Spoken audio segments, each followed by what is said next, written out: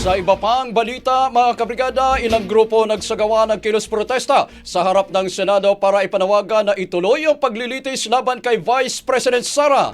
Live mula sa Senado, Brigada Ann Cortez, ibrigada mo! Brigada Live Report.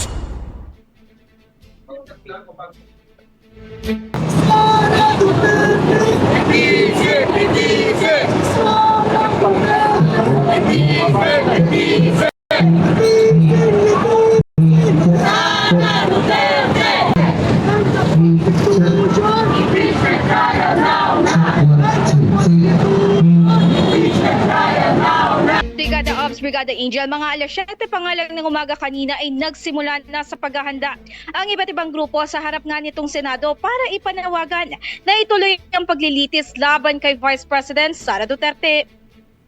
Yung usapin na ito, parang hinahati niya yung bayan, di ba? May mga tao na kagaya ko na naniniwala na talagang malala ang mga akusasyon laban kay VP Sara at malakas po yung ebidensya tungkol dito. Yung ebidensya tungkol sa pangungurakot niya ng pondo ng DepEd, yung ebidensya tungkol sa yung mismong ebidensya na siya yung nagbigay na nagbanta siya sa buhay ng kapwa Pilipino.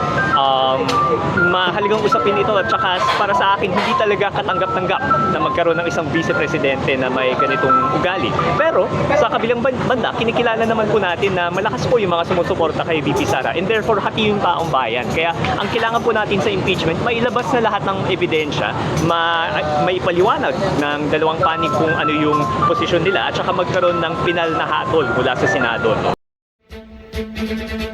Pagpatak naman nga kanina mga alas 10 ng umaga, nagsimula na sa pagmamartsya ang mga nagkikilos protesta rito sa Senado, kung saan maririnig nga ang kanilang paulit-ulit na panawagan sa institusyon na protektahan ang konstitusyon.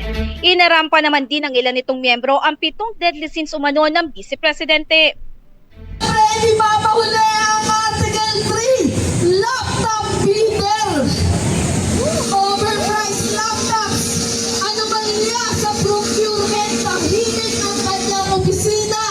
Sino ang tunay na bidder? Sino ang nakinabang isyong ito? Tila si Sara Duterte. Ilang laptop pa ba ang tutugasin? Ilang laptop pa ba ang dudugasin?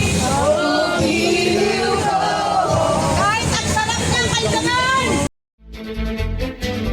Matatandaan ngayong hapon nga isasagawa rito sa institusyon ang debate kung susundin ba o hindi ng mga senador ang naging desisyon ng Korte Suprema na unconstitutional ang impeachment case laban kay VP Sara, kung kaya't walang jurisdiksyon ang Senado rito. Naniniwala naman si Senator Tito Soto na magiging mahaba-haba ang debate rito. Sa kabilang banda, naniniwala rin si Senadora Amy Marcos na hindi sila makakapili kung susundin ba nila ang ruling bilang sa tingin daw niya kailangan talaga nila itong sundin bilang pagrespeto sa pahayag na immediately executory na inisyu ng Korte. Live mula rito sa Senado in the heart of changing lives. Ako si Brigada Ann Cortez ng 105.1 Brigada News FM Manila, the Music News of Brigada Balita Nation. Ang bahaging ito ay hatid sa atin ng Drive Max Coffee. Ligayang tuloy-tuloy.